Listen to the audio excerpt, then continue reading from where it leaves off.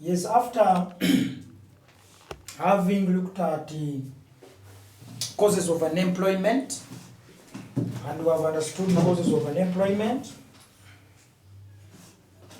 here we look at the measures taken to reduce unemployment. Measures taken to reduce unemployment. What should we do? We ourselves and also the government of Uganda. What can be done to see that the rate of unemployment has reduced? We may not stop it, but we may reduce it. We can try to reduce it, because stopping it may be hard, but we can take some measures and try to see that the unemployment has been reduced. So one of the measures that can be taken to reduce unemployment is controlling the rapid population growth rates. Controlling the rapid population growth rates through family planning programs and sensitization. Talking to people about the dangers of overproduction. Talking to people about the dangers of having many children. Talking to people about the dangers of living in a society with which is overpopulated. So you come up with the family planning, spacing the kids. You produce today and you wait. Don't produce every hour. In a year you produce, in 2 years you have 2 children. Like even a cow cannot do that. So what we can do is we control rapid population growth rates, and you can do this by carrying out family planning. Use the contraceptives to reduce on production, to cut down, to ensure that you have not produced, let me say by force, to make sure that you produce when it is due time. And also talking to people about the dangers and the benefits of having few children. So this one can bring about employment, because we shall not realize surplus supply of labor. So the labor force vis-a-vis the work shall be tiring, at least. Not having too much labor and less jobs available. So another one is attracting foreign investors by providing economic incentives like tax holidays, subsidies. Tax holidays, I talked about tax holidays the other time. Tax holidays, a situation where a business or a person is exempted from paying tax for a given period of time. Let's say 1 year, they may tell you that this business, this year, you will not pay the tax. Or these 2 years, you are exempted from paying tax. So they give you a holiday to organize yourself. As you are organizing yourself, you are accumulating capital. The profits are increasing. By the time you'll be told to pay tax, you'll be having the capacity to pay, and you remain with some balance. So these are tax holidays. Then subsidies. Subsidies is all about ensuring that these foreign investors have been given the chance to acquire materials at a reduced cost than the original cost price. So when these subsidies are put in place, for example, you can say a tractor which is at maybe 100 million, the investor can get it at 60 million, and the balance is paid by the government. This is an encouragement that the government can put up to ensure that these investors have done their best. They also provide software to promote private sector through widening employment opportunities. When these foreign investors are encouraged, are given tax holidays, are given some subsidies, the loans which are softy with low interest rates, the private sector is promoted, and this private sector, of course, need labor, which labor would be got from us, hence trying to reduce on unemployment.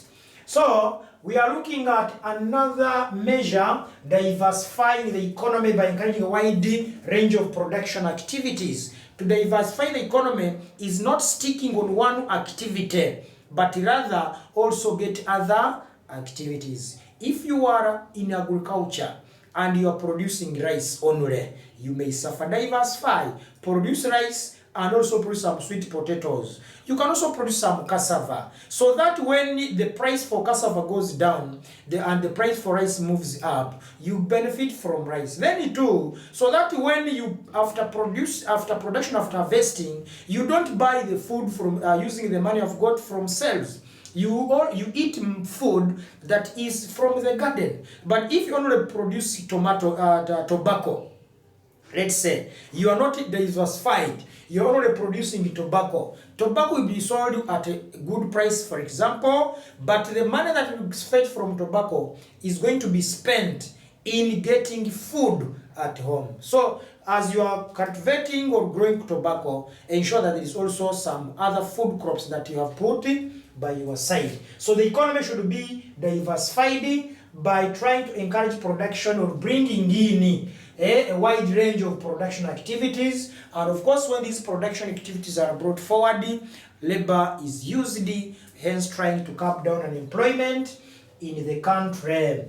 Then we have carrying out education reforms to emphasize skill-based education, like introduction of entrepreneurship. Like in Uganda today, there is a new curriculum which is looking at a skill, hands-on, some kind of research work amongst learners. As they're doing research work, they're making their own notes, they are learning more, they will be fed by teachers.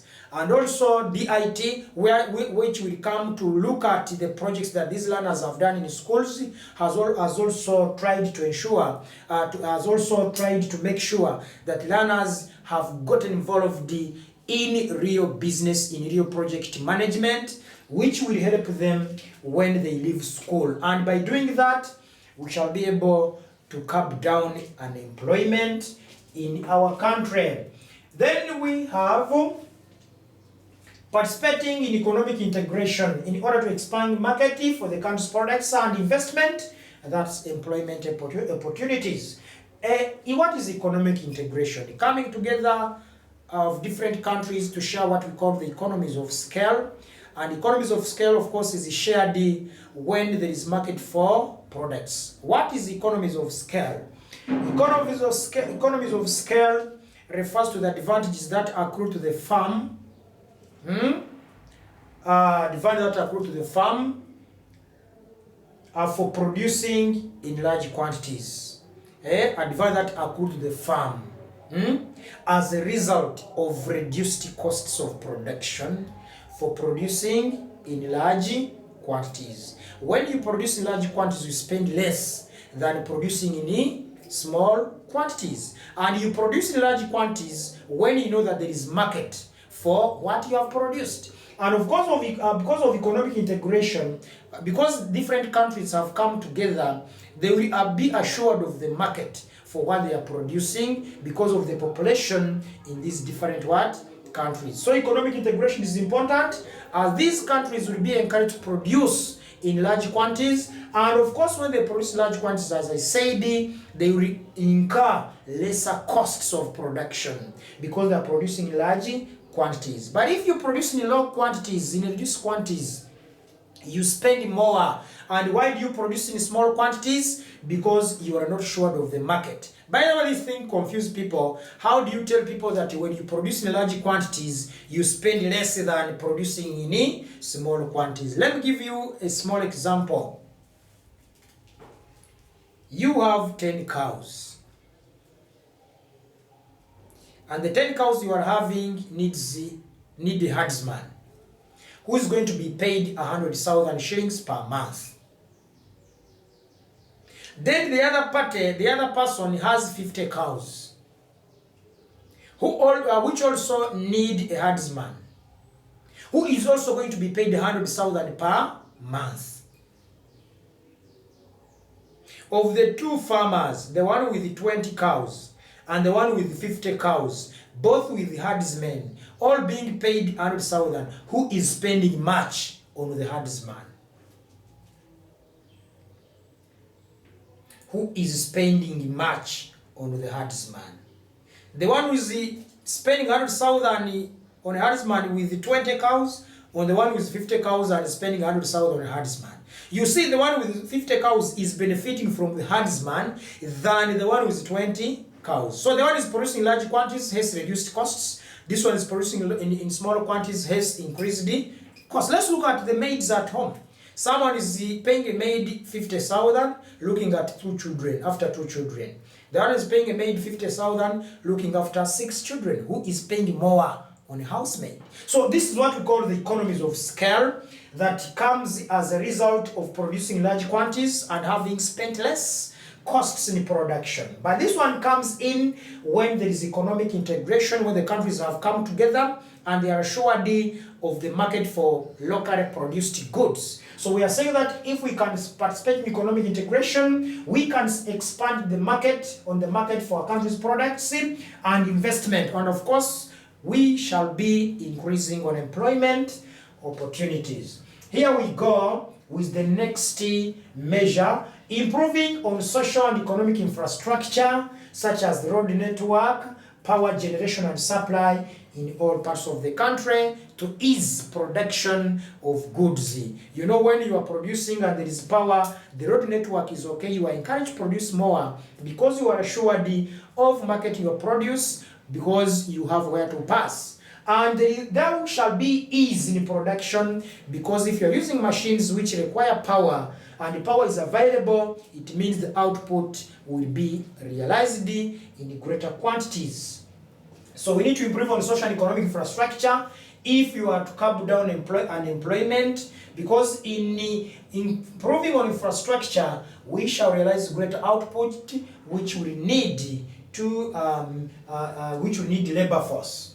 Then we have got another measure, which is privatizing public enterprises to increase production capacity, thereby demanding for more labor, hence increasing employment opportunities. What is privatizing public enterprises? Privatization refers to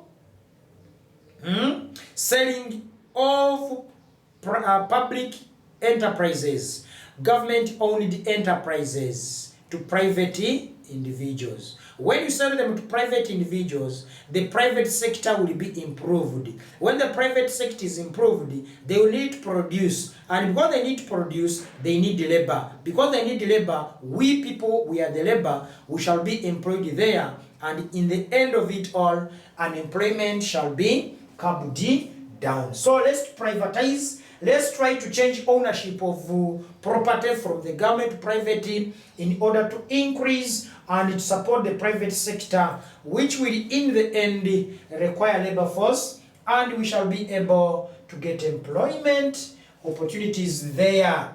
Employment opportunities where? There. Then we have got another point, encouraging the provision of credit to empower people carry out self-employment. Let's try to give people who are interested in carrying out self-employment credit. Credit can be in terms of money, can be in terms of money from banks, or can be in terms of goods. And when we put it in terms of goods, we shall turn it to be trade credit, where the manufacturers, the producers of goods, will supply the commodities to that self-employed person in a given period of time, and come to pick the money after some time. For example, they may bring the goods in the morning and they come to get the money in the evening. They may supply the goods, you start selling, and they come for their money after a week, after months. So are you so stupid or custy that you cannot develop using someone's capital? Someone who has supplied goods of 100 million and he's going to collect 100 million at the end of the month. And why at the end of the month? Because he is expecting you to have sold all the goods by the end of the month. Now all the profit that you will get from those goods shall be your money. Are we together? So it means if you do it time and again, you'll find yourself being employed, and when you are living a happy life. Then, modernizing agriculture through provision of incentives to farmers, like credit at fair prices. Farmers, give them incentives, give them credit supplies, chemicals, seedlings, seeds, on credit. Let them handle it on credit and pay after harvesting. Restoration of peace and maintenance of political stability to create a conducive working environment to both local and foreign investors. This one is mandatory. Where there is no peace, there is no work done. So let's try to restore peace in the nation so as people can work easily and ensure that employment opportunities have become available. So these are some of the measures, but I have it here. You can look for more. Some of the measures that can be taken to reduce unemployment in the country. Let's meet in the next session. See you.